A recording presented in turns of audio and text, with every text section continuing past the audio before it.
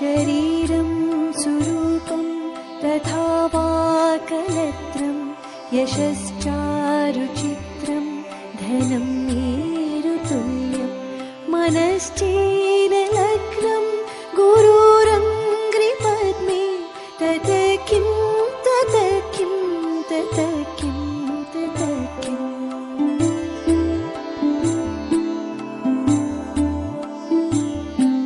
कलत्रं धनं पुत्रपौत्रादि सर्वं गृहं बान्धवा सर्वमेतद्धिजातं मनश्चेन लग्नं गुरुरङ्घ्रिपद्मे तत किं तत किं तत किं तत किम्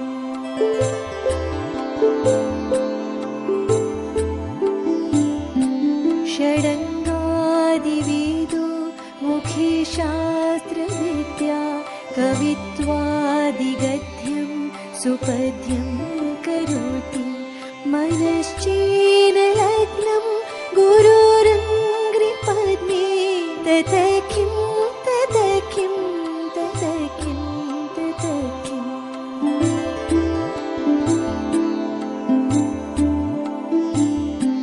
विदेशेषु मान्य स्वदेशेषु धन्य सदाचारवृत्तेषु मत्तो न चान्य मनश्चेन लग्नं गुरुरङ्घ्रिपद्मे तत किं तत किं तत किं तत किम्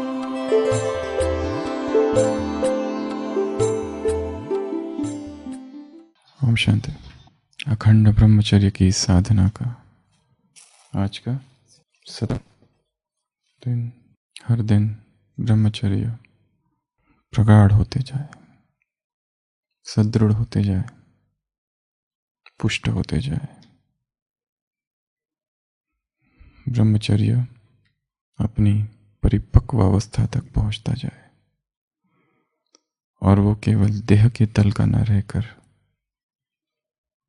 संकल्प, बोल और कर्म की पवित्रता में रूपांतरित होता जाए। कल हमने अव्यक्त वाणी देखी थी, कौन सी थी? 75 की थी, 26:10। उसी मुरली का आज आगे का भाग। पवित्रता पर जितनी कड़ी से कड़ी मुरलियां हैं उसमें से एक ये मुरली है। अगर अब भी बाप से छिपाएंगे, वो अपने को सच्चा सिद्ध करके चलाने की कोशिश करेंगे तो अभी चलाना अर्थात, ये मुरली शायद कईयों ने कई बार पढ़ी है अपने जीवन काल में, इसीलिए कईयों को पूरी की पूरी याद भी है।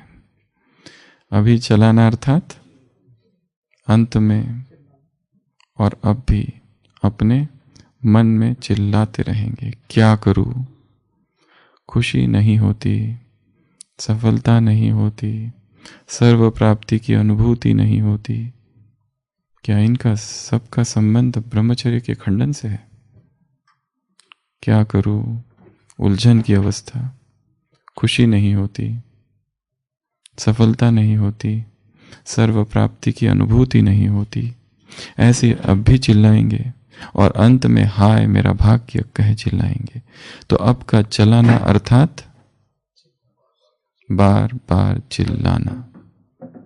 अगर अभी बात को चलाते हो तो अपने जन्म जन्मांतर के श्रेष्ठ तकदीर को, अभी बात को चलाते हो तो तकदीर को जलाते हो। इसलिए इस विशेष बात पर विशेष अटेंशन रखो। संकल्प में भी इस विष भरे सांप को टच नहीं करना। संकल्प में भी टच करना अर्थात, संकल्प में भी टच करना अर्थात अपने को मूर्छित करना। विकर्म होने का संबंध चेतना की मूर्छित होने या जागृत होने से है। मूर्छित अवस्था में जो कुछ भी किया जाता है सब कुछ विकर्म है और जागृत अवस्था में जो कुछ भी किया जाता है वो सब कुछ पुण्य है। ये पाप और पुण्य की सबसे सरल परिभाषा है। जब जब मूर्छा आई, उस कोमा की स्टेज में जो कुछ होता है, जो कुछ, वो सब विकर्म है। तो रजिस्टर में विशेष अलबेलापन देखा। दूसरी रिजल्ट कल सुनाई थी कि किन किन बातों में चढ़ती कला के बजाय रुक जाते हैं, तीव्र गति के बजाय मध्यम गति हो जाती है। यह है मेजॉरिटी का रिजल्ट। इसलिए अब अपने को रियलाइज करो, अर्थात अंतिम रियलाइज कोर्स समाप्त करो। अपने आप को अच्छी तरह हर प्रकार से, हर सब्जेक्ट में क्या करो, चेक करो। अपने आप को अच्छी तरह से, हर प्रकार से, हर सब्जेक्ट में चेक करो। सर्व मर्यादाओं को, बाप के फरमानों को और श्रेष्ठ मत को कहाँ तक प्रैक्टिकल में लाया है उसको चेक करो। और साथ साथ मधुबन महायज्ञ में सदाकाल के लिए यह अंतिम आहुति डालो। समझा? समझा? मधुबन महायज्ञ में ये क्या है? हमारा यज्ञ। कल की मुरली में क्या था? यज्ञ की संभाल करो। एक, यज्ञ की रिस्पेक्ट, यज्ञ का प्यार, यज्ञ का क्या करो? बोल दिया ना, देख रेख। यज्ञ की इज्जत, रिस्पेक्ट एक ही है। इस यज्ञ का क्या करो? यज्ञ किसी स्थान का नाम नहीं है, किसी मकान का नाम नहीं है, किसी बिल्डिंग का नाम नहीं है। यज्ञ की भौगोलिक परिभाषा नहीं है, ज्योग्राफिकल डेफिनेशन नहीं है। यज्ञ निराकार है। सर्व मर्यादाओं को चेक करो, सर्व फरमानों को चेक करो, सर्वश्रेष्ठ श्रीमत को चेक करो कि कहाँ तक प्रैक्टिकल में लाया है। और साथ साथ मधुबन महायज्ञ में सदाकाल के लिए अंतिम आहुति डालो। समझा?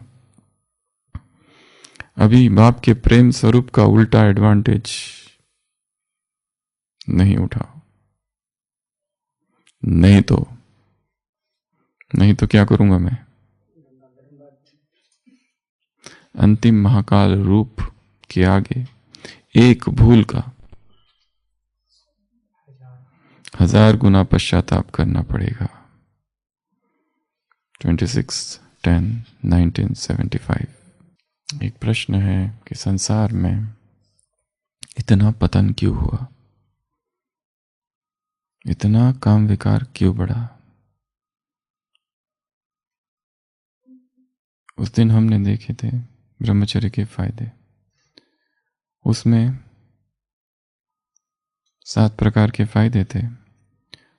अगर 7 प्रकार के फायदे ब्रह्मचर्य के पालन से होते हैं तो ब्रह्मचर्य के पालन न करने से 7 प्रकार के नुकसान भी होंगे। वही उन्हीं तल पर, शरीर के तल पर, समाज के तल पर, मन के तल पर,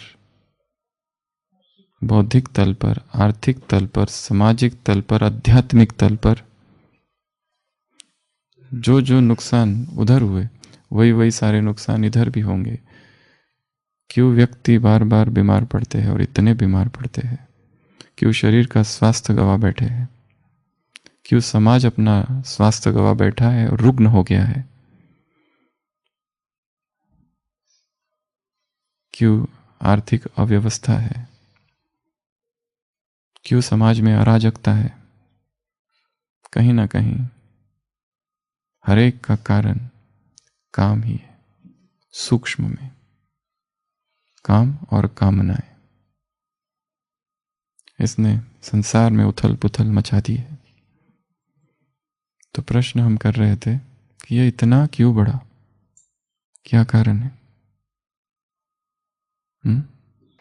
ऐसा क्या हो गया संसार में? ऐसा किसने आकर क्या कर दिया जो सारे विश्व ने उसे स्वीकार कर लिया? क्या विश्व इतना पतन था विश्व में 200 वर्ष पहले? शायद इतना नहीं था जितना अब है। द्वापर से पतन तो चालू हो गया था, परंतु उतना नहीं था। इसका मुख्य एक कारण क्या है? पहले हम इसको समझेंगे, फिर उसके बाद में आज जो पुरुषार्थ करना है उस पर ध्यान देंगे। एक व्यक्ति था जर्मनी में जिसका जन्म हुआ, सारे विश्व को हिला देने में उसने बहुत बड़ा पार्ट अदा किया है। अगर वो ना होता तो शायद संसार में इतना ना बढ़ता गंभीर। ये भी नहीं कहा जा सकता है कि उसको ही सारा दोष दिया जाए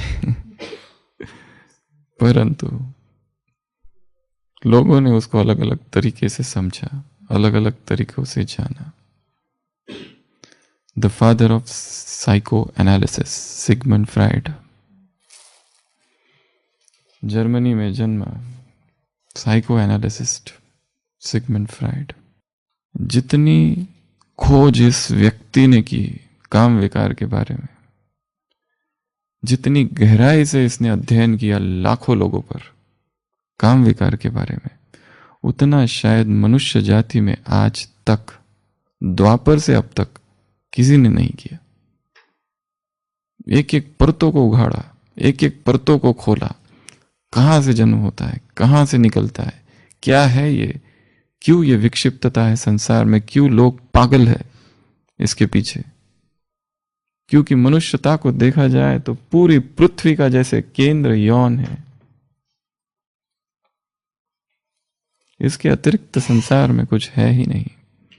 सारा सृष्टि इर्द गिर्द घूम रही है, ले लेकर सब कुछ वहीं आ जाते। बहुत गहरा चिंतन किया उसने। शायद भारत में भी किसी ने इतना चिंतन नहीं किया होगा उसका, पर उसका चिंतन जो था वो केवल देह के तल पर था, मन के तल पर था बस। और भारत में जो चिंतन हुआ उसकी तो फ्राइड ने कभी कल्पना भी नहीं की थी। और वो चिंतन तो कब से हो चुका था। शायद वो अगर भारत आता तो उसने जो कुछ लिखा वो रिजेक्ट कर चुका होता खुद ही, पर उसे चांस ही नहीं मिला। जगदीश भाई जी ने अपनी किताब में बहुत विस्तार से इसके बारे में लिखा है। जर्मनी के एक मनोवैज्ञानिक और मनोविश्लेषक हुए जिसका नाम था सिगमंड फ्राइड।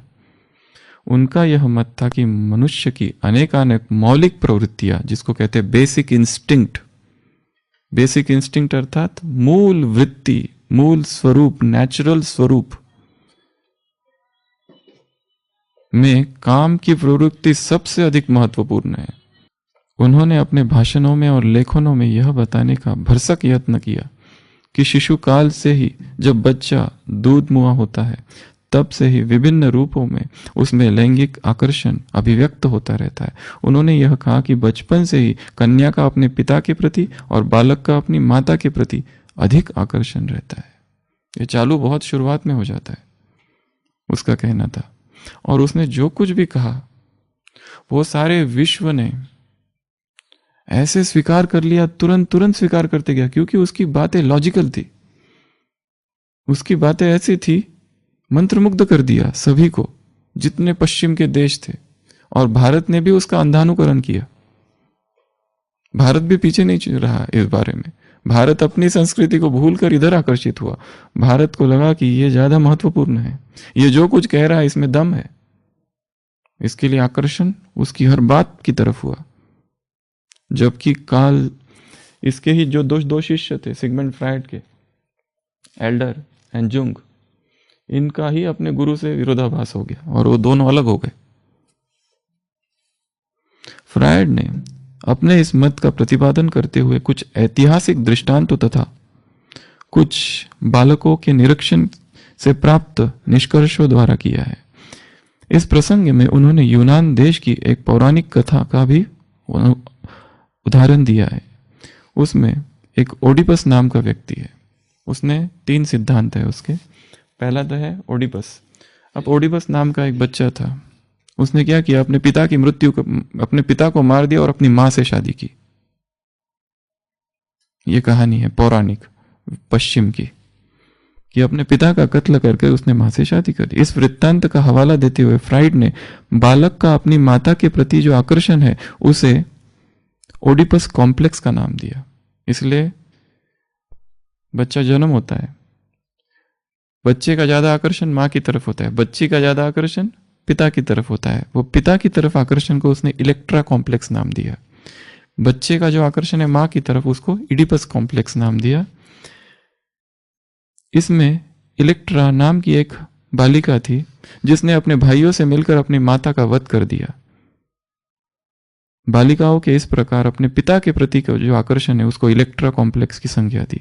इसके अतिरिक्त फ्राइड ने अनेकानेक बालिकाओं और बालकों के जीवनों का अध्ययन करके यह पता किया कि प्रारंभ से ही बालक तथा बालिका अपने शरीर से प्यार करते हैं। ये दो बातें, पहला Oedipus complex, second Electra complex. तीसरा है नार्सिसिज्म। नार्सिसिज्म अर्थात अपने ही शरीर से प्यार, जो उस दिन भी कहा था। नीलगिरी का जो पेड़ होता है वो कहाँ होता है? पानी के पास। उसी को नीलगिरी के उसी पेड़ को इंग्लिश में नार्सिसस कहा जाता है। नार्सिसस की यूनान की कथा है कि वो अपने ही प्रेम में पड़ गया और अपने को ही देखते रहता था दिन रात। तो बचपन से ही बालक और बालिकाओं को अपने ही शरीर से प्यार होता है। इसे फ्राइड ने नार्सिसिज्म का नाम दिया। फ्राइड कहता है कि बालक बालिकाएं अपने अपने शरीरों के ऐसे भागों को खोजते हैं जिसमें उन्हें इंद्रिय सुख, प्लेजर मिलता है। सेल्फ इरोटिज्म की संज्ञा दी। इस प्रकार की चर्चा करते हुए फ्राइड ने लैंगिक आकर्षण और बाद में काम को मनुष्य की मौलिक, महत्वपूर्ण एवं स्वाभाविक वृत्ति माना है और इस बात को जोर दिया है कि इस स्वाभाविक इच्छा को दमन न किया जाए। तो फ्राइड के सिद्धांत पर पहुंचा, स्टडी की उसने, देखा व्यक्ति की प्रवृत्ति क्या है, एक एक व्यक्ति की खोज की, तलाश की। वो कारागार में गया, वो मेंटल हॉस्पिटल्स में गया, खोज की ये लोग पागल क्यों हुए। तो उसका ये निष्कर्ष निकला कि इन सब ने दमन किया है। क्यों दमन किया है? किसका दमन किया है? काम वृत्ति का दमन किया है। और काम वृत्ति का दमन करने से विक्षिप्तता जागती है, मैडनेस आती है, पागलपन आता है। ये उसका निष्कर्ष निकला। तो उसने अपने जीवन पर जो कुछ अध्ययन किया, Oedipus complex, Electra complex, narcissism, ये तीनों चीजें उसने प्रतिपादित की और फिर कहा कि अगर काम जो है ये मूल वृत्ति है, अगर इसको दबाया गया तो पागलपन जागृत होता है। और उसके इस सिद्धांत को सारे विश्व भर ने तुरंत स्वीकार किया कि हमें पागल नहीं होना है। कौन पागल होना चाहता है? अगर हम किसी भी रीति से इसको दबाते हैं, शास्त्रों के आधार से, किसी धर्म स्थापक के वचनों के आधार से, तो पागलपन जागृत होगा। फ्राइड का कहना है कि मनुष्य के मन का अध्ययन करने के लिए उसने, ये प्रथम व्यक्ति है जिसने ये सोचा कि मनुष्य के मन के गहरे तल है, कॉन्शियस माइंड, सब कॉन्शियस माइंड बताने वाला कौन है? यही है। सिगमंड फ्राइड कोई साधारण व्यक्ति नहीं था, बहुत तत्वशील, बहुत खोज की मनुष्य के मन की। उसने गहराई गहराई में गया वो। तो उसने खोज की मन जो है, ये जो तुम जिसको मन कहते हो केवल ऊपर ऊपर करके, उसके तीन भाग है, conscious mind, subconscious mind and unconscious mind. उसने तीन भाग किए मन के, तीन स्तरों में बांटा है। मनुष्य के मन को ग्लेशियर से उपमा देते हुए उसने बताया कि जैसे ग्लेशियर अर्थात हिमखंड, जैसे बर्फ होता है ना, ये पानी है, ये बर्फ और ये बर्फ नीचे, तो जो दिख रहा है वो ऊपर है, ये नीचे है। तो उसने कहा जो ऊपर का भाग है वो कुल 1/7, एक भाग है, 6 भाग नीचे है। जो हम देख रहे हैं मन का वो एक हिस्सा है जो यहाँ है, यहाँ पर सारी समाज की व्यवस्थाएं आ रही है, पर ये जो सबसे गहरे तल में है वहाँ कुछ और है। ये उसका कहना था। उसने ग्लेशियर का लगभग 6/7 भाग पानी में डूबा हुआ रहता है और दिखाई नहीं देता है। तो ये सब उसने किया। इसको चेतन कहा, इसको अवचेतन कहा, और उसने कहा कि एक है अचेतन। फिर बाद में उसने उस अचेतन को रिजेक्ट कर दिया, अनकॉन्शियस को, और उसको एक दूसरा नाम दिया, फिर वो हम देखेंगे। तो वो उसका क्या कहना है कि ये जो अचेतन है वह मनुष्य के व्यक्तित्व, उसके बर्ताव, चरित्र और उसके व्यवहार की बहुत प्रभावित करता है। और अचेतन मन में मनुष्य की बहुत सी इच्छाएं रहती है, यहाँ पर बहुत सी कामनाएं दबी हुई रहती है, और अक्सर अवसर तथा चेतन मन से स्वीकृति मिलने पर नाना प्रकार से अभिव्यक्ति होता है। फ्राइड के इन बातों को और अधिक स्पष्ट करते हुए उपमा की रीति से कहा कि मनुष्य का अचेतन मन एक एंटी रूम, अंडर रूम के स्टोर रूम के जैसा है, जिसमें कि बाहर से आए व्यक्तियों की तरह सब प्रकार की इच्छाएं चेतन मन रूपी कोठी में जाने की इंतजार में रहती है, परंतु बीच में दरवाजे पर खड़े होकर सेंसर रूपी चौकीदार उसे अंदर जाने से रोकता है। उसने कहा कि ये दो मन जो है, इसके पीछे एक बीच में बैरियर है, प्री कॉन्शियस, ये डायरेक्ट अंदर नहीं जाने देता है। कोई भी इच्छा उत्पन्न हुई अंदर नहीं घुसती है, टाइम लगता है। ये उसको सेंसर है, ये देखता है ये जानी चाहिए कि नहीं जानी चाहिए। ये वो समाज है, मर्यादा है, समाज की परिपाटी है। समाज कहता है तुम ऐसा नहीं करना, पर अगर समाज ने ही मान लिया ये स्वाभाविक है, तो वो चीज अंदर जाएगी। फिर इस प्रकार की व्याख्या करते हुए फ्राइड ने कहा है कि सभ्यता, संस्कृति, परंपराएं, सामाजिक मर्यादा, रीति रिवाज की चेतना मनुष्य की अनेक अनेक प्रकार की इच्छाओं को इसलिए अभिव्यक्ति पाने से रोकती है कि समाज उन्हें अच्छा नहीं मानता। फिर समयांतर में वो इच्छाएं रूप बदलकर अथवा लुके छुपे अभिव्यक्ति हो जाती है। यदि उन्हें अभिव्यक्ति करने की बजाय दबा दिया जाए तो मनुष्य को कई प्रकार की मानसिक रोग और उसमें कई लक्षण, एबनॉर्मेलिटीज उत्पन्न होती है। अब फ्राइड के और 3 सिद्धांत है। एक को उसने कहा इद और एक को कहा सुपर ईगो। ब्रह्मचर्य को समझने के लिए फ्राइड को समझना बहुत जरूरी है। इद अर्थात इच्छा है, जो कुछ प्रकट हो रही है वो सब। सुपर ईगो अर्थात समाज की मर्यादा है, समाज ने जो सिखाया है, ये पहनो, ऐसा नहीं पहनो, ऐसा नहीं पहनना चाहिए, ये समाज ने सिखाया है। इच्छाएं सदा ईगो में जाकर अभिव्यक्त होना चाहती है, परंतु सुपर ईगो अर्थात ये मर्यादा है प्रकट करने के लिए रोकती है। इस प्रकार मनुष्य में ईगो और सुपर ईगो में सदा एक द्वंद्व रहता है। अब फ्राइड के इस मत के भयंकर परिणाम ये उसने प्रतिपादित कर दिया, और सारे समाज ने, केवल एक देश नहीं, उसका जन्म जर्मनी में हुआ, पूरे रशिया ने इसको मान लिया, पूरे यूरोप ने इसको मान लिया, पूरे एशिया में कॉन्सेप्ट फैल गया, ऑस्ट्रेलिया में कॉन्सेप्ट फैल गया, पूरा अमेरिका इसकी चपेट में आ गया कि सब ने स्वीकार किया। पिछले 100 साल में इसका, फ्राइड का जन्म हुआ है 1856 में और डेथ हुई 1939 में। 1939 ये वही टाइम है जब भगवान का संसार में अवतरण हो रहा है। ये वही समय है जब परमात्मा सृष्टि पर आ रहे हैं, और उसने ये मत उस समय रखा, और यहीं से वो इतना फैलने लगा, इतना जोर से फैलने लगा कि कलयुग का वास्तविक शुरुआत तो तभी हुई जब भगवान अवतरित हुआ, जिसको हम संगम युग कहते हैं। परंतु विकार तेजी से कब बढ़े, ये सिनेमा तेजी से कब आया? पहले तो म्यूट साइलेंट सिनेमा रहता था। ये सब कहाँ से बनना चालू हुआ? 1950s में सब चालू हो गया, ब्लैक एंड व्हाइट फिल्में आई, और काम तभी से बढ़ा ना। लोगों ने कहाँ से सीखा काम विकार? सबसे ज्यादा फिल्मों से। अगर ये फिल्में नहीं होती तो इतना कामुक नहीं होता संसार, वहां से जाके सीखा सबने। अब भयंकर परिणाम फ्रायड ने अपने इस मत का प्रतिपादन करते हुए ऐतिहासिक दृष्टिकोण तथा कुछ बालकों के निरीक्षण से प्राप्त निष्कर्षों द्वारा किया है। इस प्रसंग में उन्होंने यूनान देश की तो फ्रायड ने पिछले 50-60 वर्षों में विदेश में एक बहुत बड़ा परिवर्तन लाया है। लोग काम वासना को स्वाभाविक मांगते हुए स्थापित मर्यादाओं को तीव्र गति से तोड़ते चालू हुए। हिप्पीज मूवमेंट पता है? हिप्पीज एक नया मूवमेंट आया था अमेरिका में, सारे विश्व भर में फैल गया। बड़े बड़े बाल हिप्पी होते थे ना, ट्री हगिंग करते थे, विश्व भर में घूमते थे, उनको कुछ भी स्वीकार नहीं था। फ्री लिविंग, परमिसिव सोसाइटी, ये सब नहीं चाहिए हमको। ड्रग्स, जो चाहिए मतलब जीवन का लक्ष्य है खुशी, खुशी, एंजॉयमेंट। इसको ही इपिक्यूरियन कहा गया। भारत में भी ऐसा एक सिद्धांत आया था, चरवाक फिलॉसफी। चरवाक नाम का एक व्यक्ति था, खाओ पियो मौज करो। आत्मा है कहाँ है दिखाओ, परमात्मा किसने देखा है? जीवन अभी है, अभी एंजॉय करो। इसको कहते हैं चरवाक फिलॉसफी। विदेश इसको कहता है इपिक्यूरियन फिलॉसफी। और फिर इसके आने की वजह से यह स्वीकृत हुआ इसको ऑफिशियल मुहर लगी कि हाँ करना चाहिए। उससे आगे क्या हुआ? स्वच्छंद समाज की निर्माण हुआ। आज वहां फ्राइड के सिद्धांतों का प्रभाव प्रायः हर अध्ययन क्षेत्र पर देखने में आता है। सभी पाश्चात्य विद्वानों ने इसको मान लिया। इसके परिणाम हुआ प्रोमिस्क्यूटी।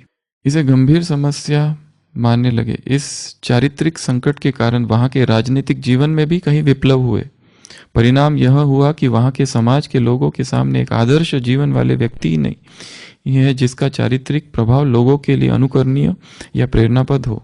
कोई ऐसा रहा ही नहीं। आम बाजारों में ऐसी दुकानें खुली जहां की साइन बोर्ड को देखकर मनुष्य के मन में यह निश्चय हो जाता है कि सभ्यता में सड़ांध पैदा हो चुकी है और इस देशों में पवित्रता को निकाला दिया जा चुका है। प्रेम और काम ये दोनों एक हो गए। सबसे बड़ा परिणाम क्या हुआ? लव और लस्ट। लोग इन दोनों को सेम मानने लगे। प्यार करना अर्थात उसका ये अभिव्यक्ति है, ये होना ही चाहिए। लस्ट, कहां प्रेम और कहां काम, इस फिलॉसफी के कारण ये दोनों एक हो गए। और जितनी फिल्में हैं उस फिल्मों में क्या दिखाते? यही दिखाते, प्रेम अर्थात काम। ऐसा दिखाते हैं कि जिसमें शरीर का कोई कांटेक्ट ही नहीं हुआ हो, ऐसा हो ही नहीं सकता। प्रेम को ही काम के साथ एक कर दिया गया। ये एक भयंकर परिणाम हुआ। प्रोमिस्क्यूटी बढ़ी। प्रोमिस्क्यूटी अर्थात बचपन से ही ये सब इच्छाएं चालू हो जाती है। बच्चों में ही, स्कूल में ही गर्लफ्रेंड और बॉयफ्रेंड सिस्टम चालू हो गया। आगे वहां प्रेम और काम को प्राय पर्यायवाची रूप से प्रयोग किए जाने लगा। हालत यह हुआ कि घर घर वेश्यालय बन गया। यह इसका परिणाम है इस फिलॉसफी का।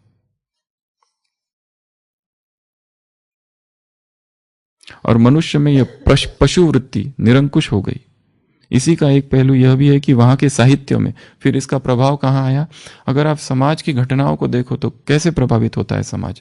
किताबें कहां से निकलती है? साहित्य होती है। फिर साहित्य वाला निकलेगा, फिर सिंगर निकलेंगे, फिर कोई मूर्तिकार निकलेगा, फिर चित्रकार निकलेंगे। चित्रकार कौन से चित्र बनाएगा? वही चित्र बनाएगा। साहित्य कौन सा बनेगा? वही साहित्य बनेगा। नॉवेल्स कौन सी बनेगी? वही नॉवेल बनेगी। गीत कौन से बनेंगे? फिल्में कौन सी बनेगी? मूवमेंट्स कौन से आएंगे? हिप्पी मूवमेंट आया, निरंकुश समाज। फैशन कहां से आई? क्लोथ्स। सब कुछ धीरे धीरे धीरे धीरे कलर्ड हो गया समाज जैसे। और फिर धीरे धीरे ये जैसे स्वीकृत हो गया कि काम ही स्वाभाविक है, इसका दमन नहीं करना है। इसको अगर दबाओ तो पागलपन आता है, तो क्यों हम दबाए? और कलयुग के मनुष्यों के पास में शास्त्रों के आधार तो थे। बाइबल है, कुरान है, सब कुछ है, धम्मपद है। परंतु ये सब होते हुए उसकी बातें सब डेड जैसी अनुभव होने लगी, क्योंकि इसका आकर्षण बहुत ज्यादा था। उसके सामने धार्मिक रहने वाले व्यक्ति कम होने लगे। आगे काम को लेकर वहां की कलाकृतियों में प्रभावित है। पुस्तकों के मुख्य प्रश्न नृत्य कैसे होंगे? डांस कैसा होगा? पहले ऐसे डांस नहीं थे वहां पर। अश्लीलता, गवारापन छा गया। इसी का अनुकरण आज भारत तथा पूर्व के देश भी करने लगे हैं। पवित्र बनने की चेष्टा करने की बजाय यह कहते हैं कि काम वासना तो स्वाभाविक है। सबसे बड़ा प्रभाव है सिगमंड फ्राइड का कि ये जो इच्छा है ये क्या है? स्वाभाविक, नेचुरल है, इसको दबाना नहीं है। इसकी अभिव्यक्ति के बिना भला कौन रह सकता है? स्त्री और पुरुष दोनों अलग अलग जाति बनी ही इसलिए है। फिर भगवान ने बनाया है क्यों? ब्रह्मा कुमारी इसके सबके बड़ा अपोजिशन किस बात का है? तुम कहते हो पवित्र रहो, शादी करने के बाद भी बहन भाई जैसे लो, तो ये शादी का कॉन्सेप्ट आया कहां से? फिर भगवान ने स्त्री और पुरुष दो अलग अलग बनाए क्यों? यही प्रश्न पूछते हैं लोग। अब इसका क्या उत्तर है? बोलो।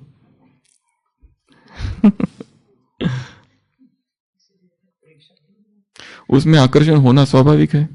पहले तो हमारे देश में दबे और छिपे रूप से था, अब वह ऐसा नहीं रहा।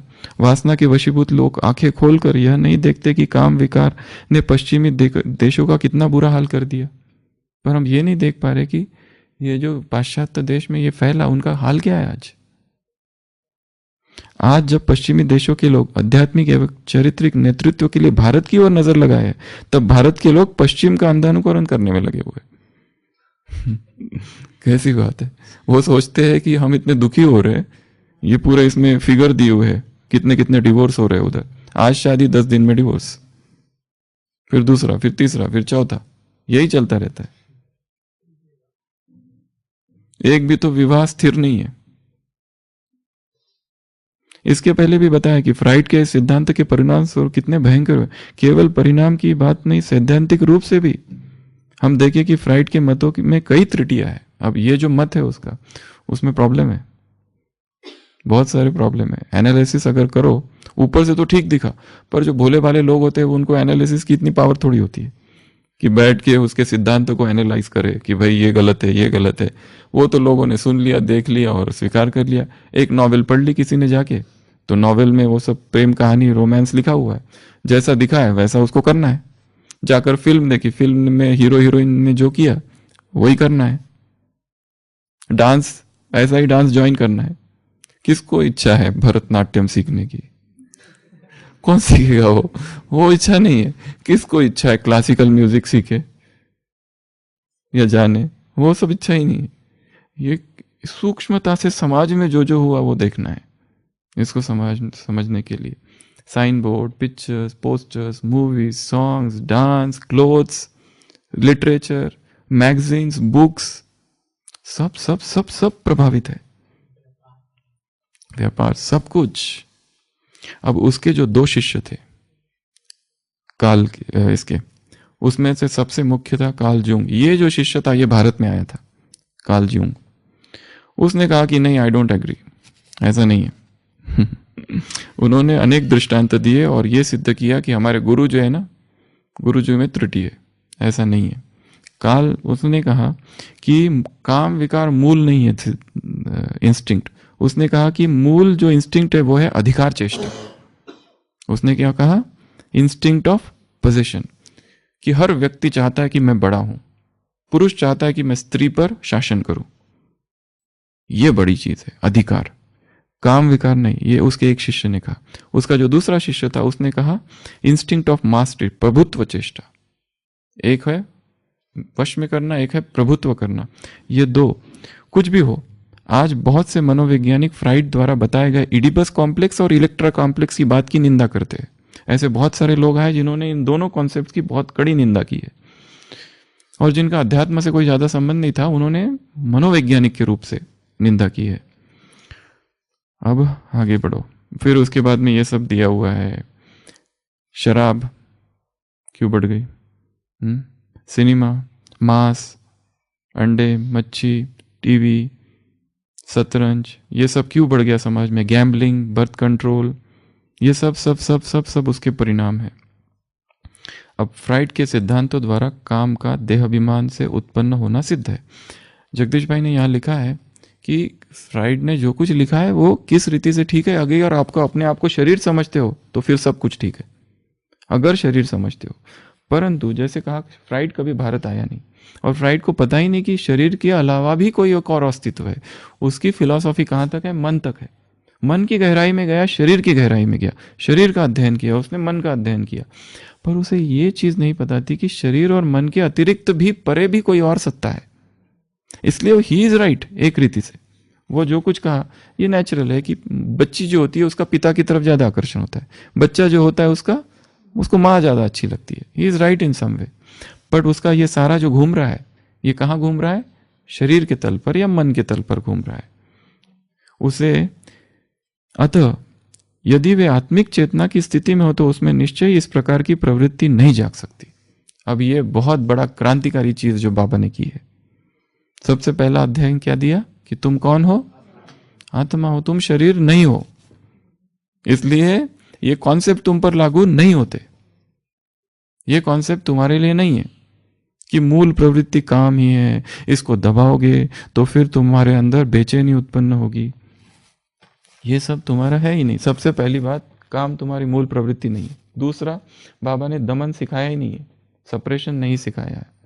तीसरा है भोग, ये इसी में आता है। तो 2 चीजें हैं। एक तो भोगो, अगर नहीं भोगा तो विकार हो जाते, मतलब ये स्वाभाविक है।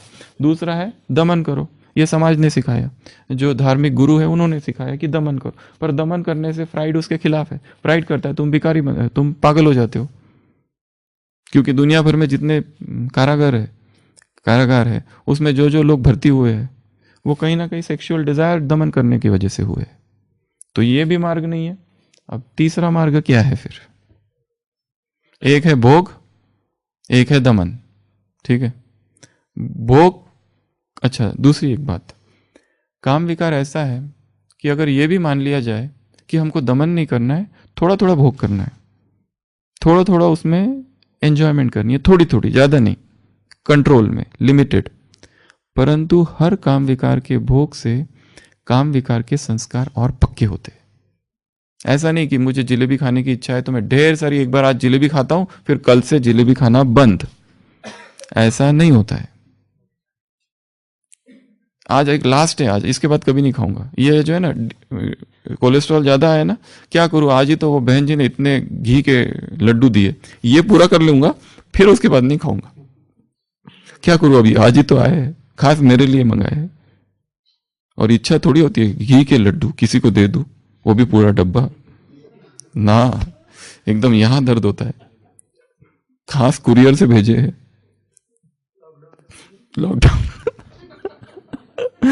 कैसे, मन नहीं करता है ना, कहता है इतना एक बार पूरा कर दूंगा फिर नहीं हाथ लगाऊंगा, इसको पूरा कर लेता हूँ। लोग हमें ऐसे ही कहते हैं, हम कहते हैं कि इतना नमक खाते हो, कहते हैं नमक नहीं खाता हूँ, नमक तो ऊपर से बिल्कुल नहीं डालते, ये नहीं डालते, फिर भी बीपी क्यों बढ़ रहा है? नहीं, वो कहता है मुझे भी समझ में नहीं आ रहा है क्यों, और कुछ खाते हो क्या?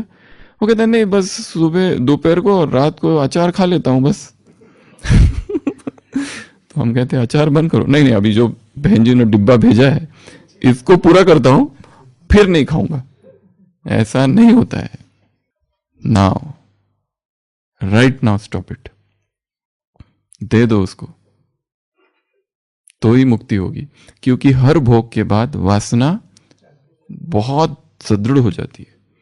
ये तो होगी खाने की बात, वही प्रिंसिपल यहां भी अप्लाई होता है कि हर एक के बाद वासना बहुत कड़ी हो जाती है।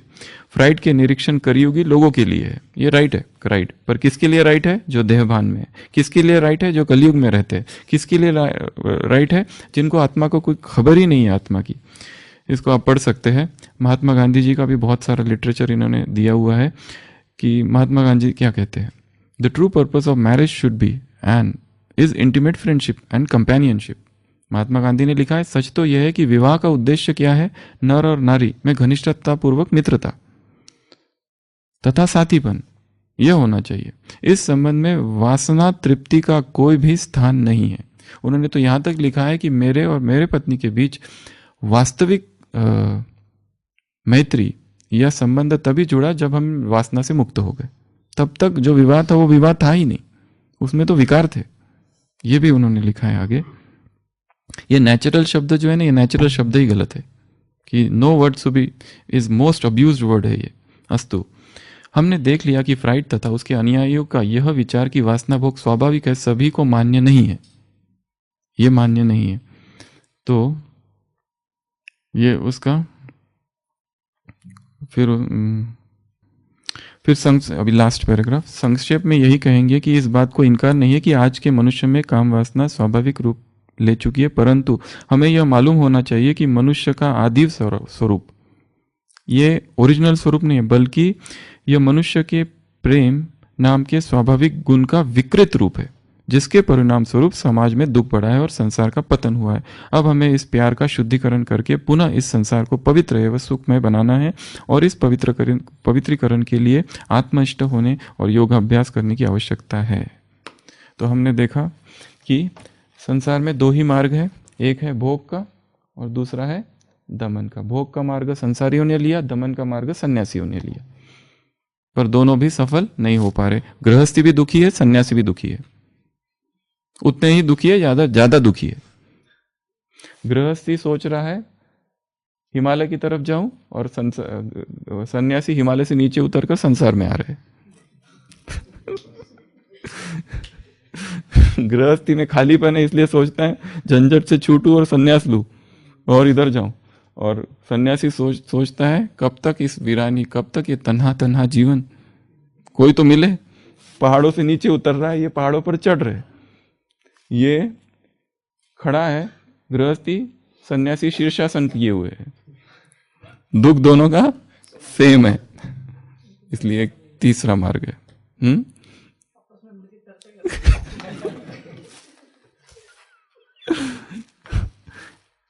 तीसरा मार्ग है आत्मनिष्ठ होना।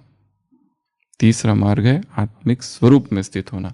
तो आज हम 8 अभ्यास करेंगे, छोटे छोटे, जो आप सभी जानते हैं, परंतु फिर भी एक अभ्यास के रूप से। पहला, ये सारे अभ्यास आत्मा के हैं। पहला अभ्यास, आत्मा को सूक्ष्मता से, आत्मा की सूक्ष्मता को देखना। पहला अभ्यास है आत्मा की सूक्ष्मता को देखना। क्या करेंगे इसमें? अभी अभी करेंगे। 1 मिनट बैठेंगे स्थिर और आंखें बंद। भ्रुकुटी के बीच में आत्मा अत्यंत सूक्ष्म है। सारी चेतना, सारी ऊर्जा वहां केंद्रित कर दो और देखो उसको मन की आंखों से कि आत्मा कैसी दिखती है।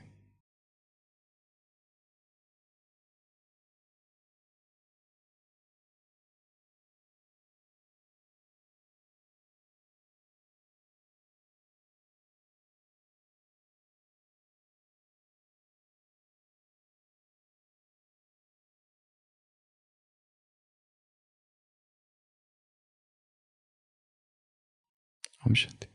तो ये पहला अभ्यास है। आज सारे दिन भर में कई बार बीच बीच में बैठ जाना, आंखें बंद, और क्या करना है? चेतना को यहां लगाना है, महसूस करना है, देखने की कोशिश करना है कि यहां क्या है।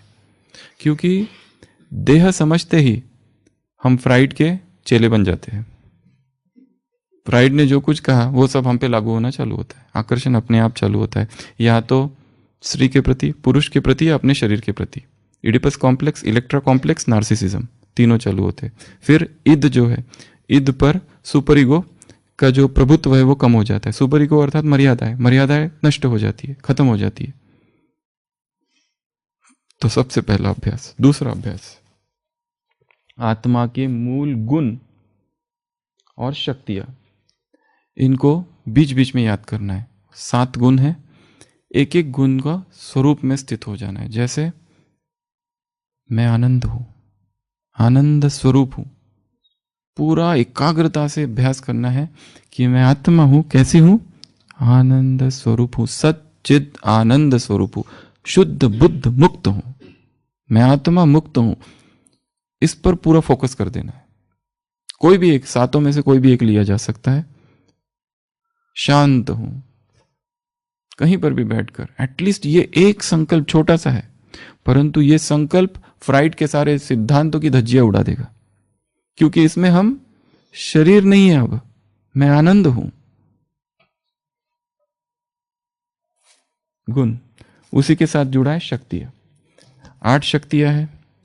हम उसका चिंतन केवल क्लास जब कराना हो, कोर्स जब कराना है, तभी करते हैं। अकेले में जब कोई परिस्थिति नहीं है, कुछ भी नहीं है, तब क्या करना है? उन गुणों का और उस शक्तियों का चिंतन। ये 2। तीसरा, आत्मा की अमरता का चिंतन करना है। अमरता का, अविनाशी स्वरूप का। और 1 घंटा केवल यही चिंतन किया जा सकता है। नकी पर जाओ, बैठो। अनादरा पर जाओ, बैठो। टोड रॉक पर जाओ, बैठो। बाबा पहाड़ी पर जाओ, बैठो। बाबा ब्रह्मा बाबा क्या कहते थे? सब जाओ, अलग अलग 1 घंटा केवल यही चिंतन करो, मैं अविनाशी आत्मा हूं, और कुछ चिंतन नहीं। आत्मा की अमरत्व का, आत्मा के शाश्वतता का, अनश्वरता का चिंतन। केवल एक ही चिंतन किया, मैं आत्मा इटरनल हूं, अविनाशी हूं। अब इसमें क्या क्या आ जाता है? अगर मैं आत्मा अविनाशी हूं तो शरीर विनाशी है। आत्मा अविनाशी है, मैं मरती नहीं हूं। नैनम छिंदंती शस्त्राणि नैनम दहति पावक। न शस्त्र मुझे काट सकते हैं, न पानी भिगो सकता है, न हवा मुझे सुखा सकती है। ये सारे शब्द लाने हैं, देखना है, एक एक एक अभ्यास करना है। पानी मुझे डुबो नहीं सकता, भिगो नहीं सकता, पहला चिंतन। हवा मुझे सुखा नहीं सकती, शस्त्र मुझे काट नहीं सकते, आग मुझे जला नहीं। शरीर जल रहा है पर मैं नहीं जल रहा, मैं अप्रभावित हूं, मैं निर्लेप हूं, मैं निर्लेप चेतना हूं। यह तीसरा अभ्यास आज सारे दिन भर में। चौथा, आत्मा की यात्रा। देखना है 84 जन्मों में 84 शरीर रखे हुए हैं, स्त्री पुरुष स्त्री पुरुष स्त्री पुरुष, देवता देवी स्त्री पुरुष देवता देवी, इधर से उधर उधर से उधर उधर से उधर उधर से उधर। और सबसे बेस्ट अभ्यास है उल्टी यात्रा। मैं आत्मा इस शरीर से पहले स्त्री के शरीर में थी, उससे पहले और स्त्री के शरीर में, उससे पहले पुरुष स्त्री पुरुष स्त्री पुरुष स्त्री, पीछे पीछे एकदम देवता, फर्स्ट जन्म। ऐसा उल्टा जाना है, या सीधा भी आ सकते हैं, पर उल्टा थोड़ा ज्यादा अच्छा है। मैं इस शरीर से पहले स्त्री के शरीर में थी। आत्मा की यात्रा किस में देखनी है? शरीर में। एक ही अभ्यास। दूसरा, आंखों के सामने शरीर देखने ढेर सारे 84, और देखना इधर से जंप करते हुए इधर, इधर से जंप इधर, इधर से जंप इधर, इधर से इधर, इधर से इधर, इधर से इधर, इधर से इधर, इधर से, और हर बार दूसरे शरीर में जाने के बाद पहला नष्ट हो जाए। तो आत्मा की यात्रा। अगला, आत्मा के स्वमान। और ये स्वमान कहाँ से लेंगे? मुरली से। जैसे कल की मुरली से स्वमान, मैं आत्मा यज्ञ रक्षक हूं। मैं आत्मा क्या हूं? यज्ञ रक्षक। मुरली कहाँ से, स्वमान कहाँ से उठाएंगे? मुरली से। मुरली के पॉइंट्स लिखना बंद करना है। क्या लिखना है? टॉपिक्स और स्वमान। टॉपिक पॉइंट्स बहुत लिख लिया, डायरिया भर दिया, कभी उसको उठा के वापस देखा नहीं, ना ही किसी ने पढ़ा है। इसलिए क्या लिखना, उस दिन संडे की क्लास में भी कहा था, ओनली टॉपिक्स, केवल टॉपिक्स लिखने। मुरली चल रही है, अभी अभी अभ्यास करते हैं। आज की मुरली निकालो तुरंत, 1 मिनट, अभी के अभी। एक कोई भी पैराग्राफ लेना और उसमें से करना क्या है और लिखना क्या है वो हम देखेंगे। हाँ, एक देखो, कोई छोटा सा पैराग्राफ कौन सा है?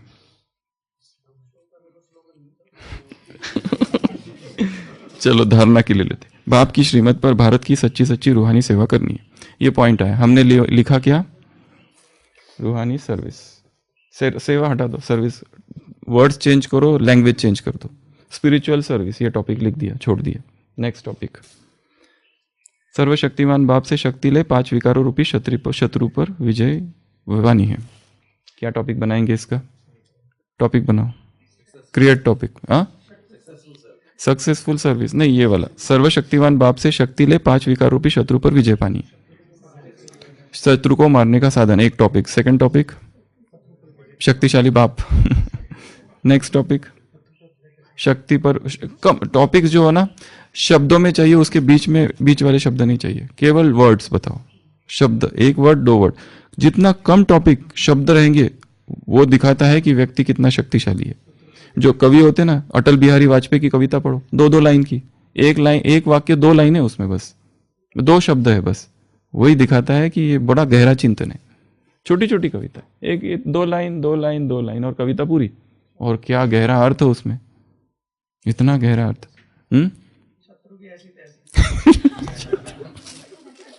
दूसरा, मनुष्य से देवता बनने के लिए पवित्र जरूर बनना है। क्या टॉपिक निकालेंगे? ट्रांसफॉर्मेशन। ट्रांसफॉर्मेशन, मनुष्य से देवता, ट्रांसफॉर्मेशन। नेक्स्ट टॉपिक, इसमें से पवित्रता की खोज।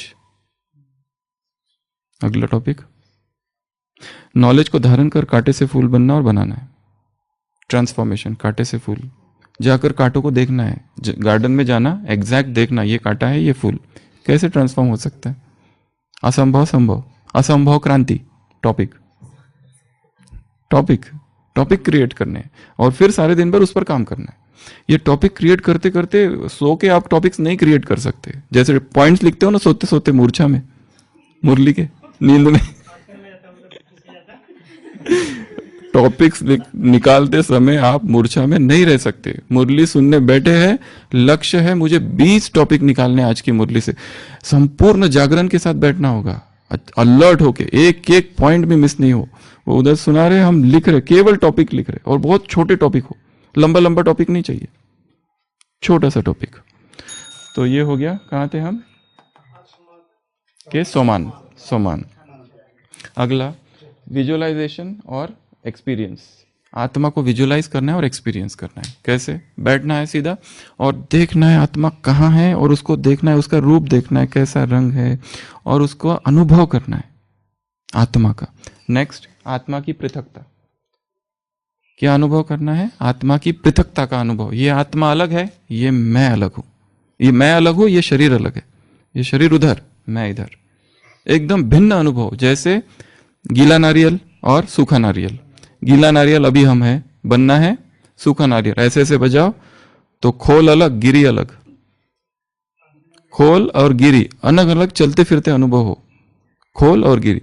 तो उसका कैसे अनुभव करेंगे कि मैं आत्मा हूं और ये शरीर अलग हो रहा है, और मैं आत्मा यही रह गई, शरीर उधर गया, पर मैं आत्मा अलग हूं, शरीर अलग है। मैं आत्मा अलग हूं, शरीर अलग है। मैं शरीर नहीं हूं। हाँ, वो भी कर सकते हैं कि मैं इस कमरे से उस कमरे में। कल जो जो 16 बातें बताई थी, ये मिट्टी में नहीं हूं, ये भूत बंगला में नहीं हूं, ये पुराना मकान में नहीं हूं, ये गटर में नहीं हूं, ये जूती में नहीं हूं, ये सांप में नहीं हूं। हम्म, ये सारा सारा जो है ना, ये मैं नहीं हूं, मैं अलग हूं, मैं अलग हूं, मैं अलग हूं। और चिंतन करना, मैं चेतन हूं, मैं चेतन हूं, मैं चेतन हूं। ये मृण में है, ये मिट्टी है, ये मैं नहीं हूं, मैं अलग हूं, मैं अलग हूं, मैं अलग हूं। आत्मा के चैतन्यता का, चेतनता का अनुभव। ये अभ्यास। अगला कितने हो गए? 7 हो गए। लास्ट आत्मिक दृष्टि। अब ये तो अपने पर प्रयोग किए, और ये लास्ट अंतिम 8वां है दूसरों पर। ये आत्मा है, ये भी आत्मा है। यहाँ से गले से नीचे देखने की जरूरत ही नहीं है, यहाँ देखो खाली। ये आत्मा है, ये आत्मा है, ये आत्मा, ये आत्मा, ये आत्मा, ये आत्मा, ये चेतनता। ये शरीर नहीं, ये आत्मा है, ये शरीर नहीं, ये आत्मा है, ये शरीर नहीं, ये आत्मा है, ये स्त्री नहीं, पुरुष नहीं, आत्मा है, आत्मा निर्लिंग है। तो ये जो अभ्यास है ना, बड़ा पावरफुल शस्त्र है। क्योंकि ये अभ्यास क्या कर रहा है, ये फ्राइड का जो मूलभूत सिद्धांत है कि तुम शरीर हो और शरीर की ये मूलभूत वासनाएं है, इसको हम तोड़ रहे हैं। हम सीधा एक दूसरे आयाम में पहुंच रहे हैं कि मैं आत्मा हूं। आत्मिक दृष्टि स्थापित हो रही है। आत्मिक दृष्टि स्थापित होते ही ये सब चीजें व्यर्थ हो जाती है विकारों वाली, और अपने आप आत्मा के जो मूल गुण और स्वरूप वो प्रकट होने लगते हैं। ओम शांति। अभी 1 मिनट के लिए अभ्यास करेंगे, फिर उठेंगे। 1 मिनट केवल, आंखें बंद, सारी चेतना को एकाग्र कर दो भ्रुकुटी के मध्य।